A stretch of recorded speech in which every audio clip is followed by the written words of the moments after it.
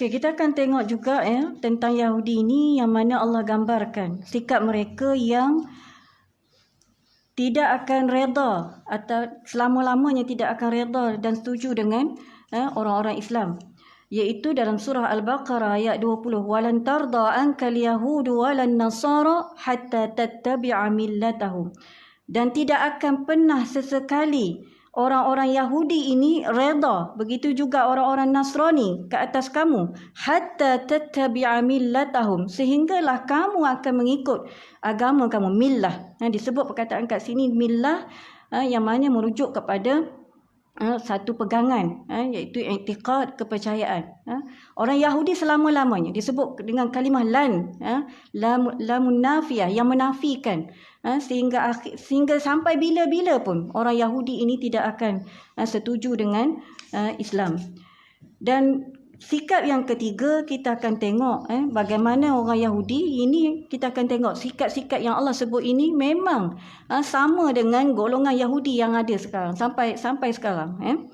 Iaitu orang Yahudi ini juga mengaku bahawa mereka inilah kononnya mereka daripada Bani Israel, sehingga kan mereka dengan sombong takabur mengaku bahawa mereka merupakan satu umat yang dipilih oleh Allah Subhanahu Wa Taala. Dan surah Al-Maidah ayat 18 mereka menyebut, Allah sebut apa dakwaan mereka, waqalatil yahudu wan nasara nahnu abna'ullah wa ahibba'u.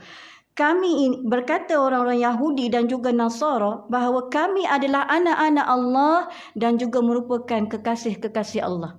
Ini satu dakwaan yang sangat jahat, mendakwa bahawa mereka merasakan mereka lah bangsa yang terpilih, yang Allah pilih melebihi daripada bangsa-bangsa yang lain. Sedangkan Allah telah sebut dalam ayat mereka inilah merupakan orang yang paling zalim, yang dilaknat, yang dimurkai oleh Allah Subhanahu Wa Taala. Dan kita tengok yang paling utama Allah sebut dalam surah Al-Maidah juga ayat 82 yang menunjukkan bahawa orang Yahudi inilah merupakan satu bangsa yang paling keras pemusuhannya menentang orang-orang yang beriman. Iaitu pada ayat yang menyebut la tajidanna asyaddan nas adawatan lilladzina amanu al-yahudu walladzina asyraku. Kamu akan dapati orang yang paling kuat, paling keras melakukan permusuhan dan menentang kepada orang-orang yang beriman ialah Allah sebut secara khusus al-yahud walladzina asyraku, iaitu orang-orang Yahudi dan juga orang-orang yang mensyirikkan Allah.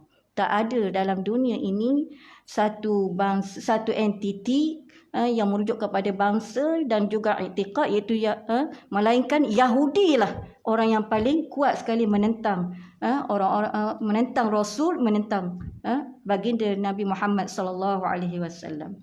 Jadi daripada ayat ini rumusan daripada yang kita boleh tengok ibrah daripada penggunaan kalimah Bani Israel ataupun Yahudi ini, kita akan tengok kita nak membezakan supaya kita dapat membezakan. Yang pertamanya kita akan tengok bila Allah menyebut perkataan Bani Israel, ia adalah merujuk kepada satu nasab, satu bangsa yang dinasabkan kepada Nabi Yaqub alaihissalam, yang merujuk kepada kaum ini yang sebelum kebangkitan Nabi Muhammad sallallahu alaihi wasallam sebagai rasul. Manakala bila disebut kataan Yahudi ini, yang perlu kita faham ialah ia merujuk kepada satu entiti bangsa yang mana yang telah bertukar identitinya daripada Bani Israel kepada Yahudi, dan kekal istilah itu digunakan di dalam Al-Quran, dan begitu juga kekallah penggunaan itu kepada sehinggalah sekarang, iaitu satu bangsa yang istilah yang digunakan merujuk kepada mereka-mereka yang berada pada zaman Rasulullah sallallahu alaihi wasallam sehinggalah seterusnya, sehinggalah hari kiamat. Jadi dengan membezakan antara Bani Israel dengan Yahudi ini, kita perkara kedua yang kita dapat fahami juga ialah maka kita akan dapat membezakan bila Allah menyebut sedemikian perbezaan penggunaan lafaz sedemikian menunjukkan bahawa antara Nabi, antara Rasul, orang-orang soleh, mereka ni di kalangan siapa? Bukan daripada golongan Yahudi. Mereka adalah daripada Bani Israel. Jelas dalam Al-Quran yang menafikan bahawa Allah sendiri dalam surah Al-Baqarah ayat 140 Allah menafikan bahawa para Nabi ini bukannya beragama Yahudi seperti mereka. Allah menyebut am taquluna inna Ibrahim wa Ismail wa Ishaq wa Yaqub wal asbat kanu hudan aw nasara. Apakah patut kamu kata bahawa Ibrahim, Ismail, Ishaq dan juga Yaqub wal asbat ini merujuk kepada 12 anak Nabi Yaqub, maksudnya merujuk kepada Bani Israel. Kanu hudan aw nasara, mereka ni adalah orang Yahudi ataupun Nasrani. Jadi itu menunjukkan Allah sendiri menafikan para anbiya bukannya daripada entiti Yahudi. Bahkan para anbiya adalah Bani Israel yang mulia. Jadi rumusan akhirnya kita akan sebut bahawa Al-Quran kita ketika membicarakan tentang sejarah Bani Israel, tentang sikap Bani Israel, peristiwa-peristiwa yang berlaku sepanjang sejarah Bani Israel sebelum pengutusan Nabi Muhammad sebagai seorang Rasul, maka Allah akan menyebut mereka ini dengan nama istilah Bani Israel. Bila mana Al-Quran membicarakan tentang permusuhan, tentang penentangan mereka ini terhadap dakwah Nabi di Madinah. Sebab ayat-ayat yang menyebut tentang Al-Yahud ni tadi semuanya diturunkan di dalam fatrah, merupakan ayat-ayat Madaniyah yang diturunkan sewaktu selepas Nabi berhijrah ke Madinah. Maka Allah namakan mereka sebagai Yahudi. Jadi kita akan tengok apa hikmah yang Allah nak tunjukkan kepada kita supaya kita ambil. Apa hikmah Allah sebut dua yang asalnya merujuk kepada satu bangsa yang sama, tapi Allah menggunakan penggunaan istilah yang berbeza. Apa hikmah perubahan nama mereka ini daripada Bani Israel kepada Yahudi? Kita akan rujuk contoh misalnya apa yang disebut oleh Syekh Salah Abdul Fattah Al-Khalidi dalam kitabnya Syakhsiyat Al-Yahudiyah fil Quran, yang menyebut bahawa bila disebut nama Bani Israel ini, ia mengisyaratkan hubungan Bani Israel ini, keturunan mereka terhadap Nabi Yaqub alaihi salam secara khusus. Yang mana bila disebut secara khusus ini, itulah yang menyebabkan mereka Allah memberikan keistimewaan kepada mereka disebab dari sudut kemuliaan mereka itu dari sudut kerana adanya keimanan. Mereka mulia kerana dari sudut keagamaan dan keimanan. Ini adalah satu kemuliaan buat mereka, iaitu Bani Israel. Sebagaimana Allah sebut dua kali, ya Bani Israel, uzkuru ni'mati allati an'amtu alaikum wa anni faddaltukum 'alal alamin. Disebut dua kali. Dan aku, kata Allah, telah memuliakan kamu melebihi bangsa lain pada zaman tersebut. Jadi ini jelas menunjukkan bahawa Allah sebut kemuliaan tersebut merujuk kepada Bani Israel dan juga para orang-orang soleh dan para nabi yang berasal daripada Bani Israel. Jadi apa hakikatnya, apa yang berlaku kepada Bani Israel pada zaman lalu ini dengan adanya Nabi dan juga Rasul daripada kalangan Bani Israel, maka sebab itu mereka layak memiliki kesinambungan legasi kerana adanya tautan dari sudut keimanan keturunan mereka, keimanan mereka terhadap Nabi Yaqub alaihissalam.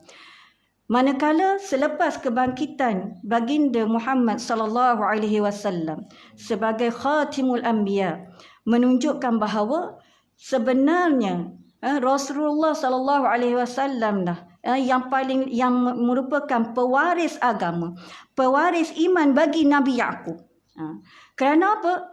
Dan umat Nabi Muhammad sallallahu alaihi wasallam merupakan pewaris.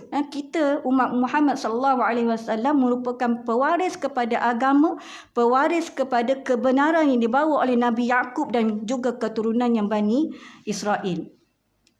Dan hikmatnya juga Allah sebut kerana apa? Bani Israel ini telah hilang kelayakan mereka sebagai pewaris Nabi Yaqub setelah mereka mengingkari Nabi Muhammad sallallahu alaihi wasallam. Selepas mereka mengingkari, menentang dakwah Rasul, menyebabkan mereka hilang kemuliaan mereka sebagai Bani Israel. Bahkan yang layak, kalau kita sebut siapa sebenarnya yang menjadi legasi pewaris kepada Nabi Yaqub, umat Muhammad sallallahu alaihi wasallam, kerana mereka telah hilang kelayakan. Begitu juga dengan nama lafaz Yahudi ini disebut, bolehkah Yahudi ini, istilah Yahudi ini bertukar kembali menjadi Bani Israel? Kita boleh faham sebagai rumusan akhir pada ayat 76 surah An-Naml, inna hadzal qur'ana yaqussu ala bani Israel aksaral ladzi hum fihi yakhtalifun. Ini jelas muslimin muslimat sekalian, bahawa disebut pada ayat ini, inna hadzal Quran, inilah Quran, yaqussu ala bani Israel, yang menerangkan tentang kepada Bani Israel tentang hal-hal agama, perkara sebenarnya, tentang hal-hal agama yang sering kali mereka perselisihkan. Al-Quran telah terangkan tentang apa sebenarnya yang telah berlaku kepada Bani Israel, termasuk dalam hal-hal yang berkaitan dengan perkara agama yang mereka sering pertikaikan. Jadi perselisihan Bani Israel ini tentang agama sebenarnya amatlah panjang. Sepanjang sejarah mereka, dan penyelesaiannya bagaimana nak mengakhiri perselisihan ini, termasuk nanti kita akan tengok pertikaian mereka tentang pemilikan bumi Palestin. Penyelesaiannya disebut dalam Al-Quran. Terhadap perselisihan tersebut hanya ada dalam Al-Quran. Yang mana orang-orang Yahudi yang hidup zaman Nabi Muhammad sallallahu alaihi wasallam, mereka ini hidup pada zaman penurunan Al-Quran, dan juga selepasnya itu mereka tahu, dan mereka tahu penyelesaian tersebut apabila mereka merujuk kepada Al-Quran. Jika Yahudi dapat mengetahui kebenaran tersebut dan mereka beriman dengannya, maka sudah pasti mereka layak untuk mendakwa bahawa mereka lah Bani Israel. Kalau tidak, mereka tetap kekal dengan entiti mereka sebagai Yahudi yang menentang kebenaran Islam, maka tidak layak lafaz itu mereka menggunakan istilah Israel itu pada diri mereka. Jadi ini muslimin muslimat, satu perkara yang sangat mustahak untuk kita memahami perbezaan tersebut. Jadi contoh macam kita lah, mungkin secara tidak sedar kita menggunakan istilah ini. Sebab itu mungkin mula pada hari ini kita boleh jangan kita terpengaruh yang satu normalisasi yang telah dilakukan oleh golongan Yahudi ini. Sebab itu mereka sebut, mereka tak kata pun kalau mereka betul, mereka tahu bahawa mereka adalah Yahudi, tapi mereka sendiri pun tak berani nak sebut negara apa, negara Yahudi, bank Yahudi, tak ada. Mereka telah mengaburi dengan istilah agama, istilah yang melekat pada Nabi Yaqub, Nabi hamba yang soleh, kerana nak mengaburi mata orang Islam yang seolah-olah mereka lah juga daripada Bani Israel. Ini satu perkara yang sangat jelas, tidak benar sama sekali, dan perkara ini sebenarnya yang perlu juga kita fahami sebelum kita tengok sejarah sebenar yang Allah terangkan dalam Al-Quran. Jadi muslimin muslimat rahimallah, apa yang kita bincangkan pada hari ini sedikit sebanyak merupakan beberapa perkara penting yang Allah paparkan di dalam Al-Quran. Mudah-mudahan kita dapat mengambil iktibar, kita dapat mengambil pengajaran bahawa kebenaran itu tetap, kemuliaan itu kita akan dapat kemuliaan apabila berada pada jalan kebenaran. Dan kemuliaan itu tidak kita kemuliaan yang Allah berikan, kelayakan untuk mendapat kemuliaan di sisi Allah apabila berada pada jalan kebenaran dan keimanan. Jadi insya-Allah mungkin setakat itu saja untuk hari ini. Mudah-mudahan kita dapat diampuni segala yang salah dan silap itu datangnya daripada kelemahan diri kita. Mudah-mudahan Allah merahmati kita dengan bimbingan wahyu daripada Allah Subhanahu Wa Taala. Jadi setakat itu saja kita sudahi dengan tasbih kafarah dan surah Al-An'am. Subhanakallahumma wa bihamdik asyhadu an la ilaha illa ant astaghfiruka wa natubu ilaik. Bismillahirrahmanirrahim. Wal 'asr innal insana lafi khusr illa allazina amanu wa 'amilus solihat wa tawasaw bis sabr wa tawasaw bil haqq. Sadaqallahul azim. Assalamualaikum warahmatullahi wabarakatuh.